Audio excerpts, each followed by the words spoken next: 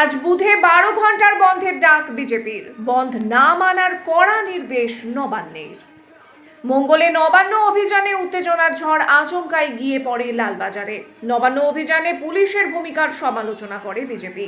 এরপরই তাদের পতাকা নিয়ে অভিযান চলে লালবাজারে। বিক্ষোভ সামাল দিতে হিমশিম খেয়ে যায় অপর্যাপ্ত পুলিশ বাহিনী। শেষ পর্যন্ত কাঁদানে গ্যাসের শেল ছুড়ে পরিস্থিতির মোকাবিলা করতে হয় পুলিশকে।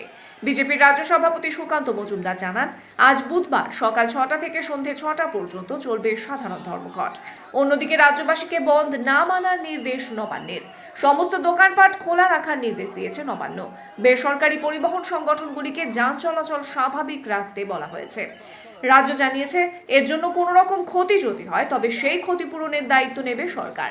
আরজিকর কাণ্ড ও তার জেরে আন্দোলনের কথা উল্লেখ করে মুখ্যমন্ত্রীর উপদেষ্টা আলাপন বন্দ্যোপাধ্যায় বলেন, তদন্ত চাওয়ার এবং সুবিচার চাওয়ার দায়িত্ব ও অধিকার সকলেরই আছে, কিন্তু বাংলাকে স্তব্ধ করার প্রয়াস সম্পূর্ণ অসমর্থনীয়।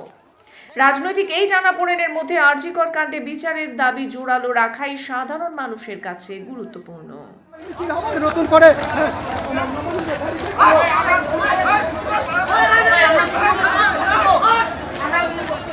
দেখেছি আমাদের তিলোত্তমার সাথে কি অন্যায় অবিচার করে, অত্যাচার করে, তাকে ধর্ষিত করে, তাকে খুন করা হয়েছে। সেই বিচার আজকে দীর্ঘ 15 দিন হয়ে গেল, আমরা সেই বিচার এখনো পাইনি।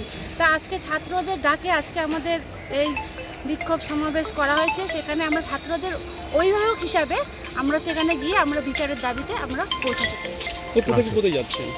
আমি রানাঘাট থেকে নবান্নে যাচ্ছি শিয়ালদা। আচ্ছা আচ্ছা, আপনার নাম? আমার নাম বন্দনা রায়চৌধুরী।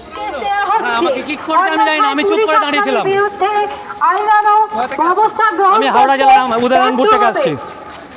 চুপ করে বসেছিলাম দাঁড়িয়ে, এটা নিয়ে কিচ্ছু করিনি। কিছু কোনো পার্টি পলিটিক্স কিচ্ছু নয়, কিচ্ছু নয়। আমার এটা মন কেঁদেছে এই অবস্থার জন্য, এই জন্য আমি নিজে স্বতঃস্ফূর্তভাবে এসেছি। এই ঘটনা আমার মন কেঁদেছে।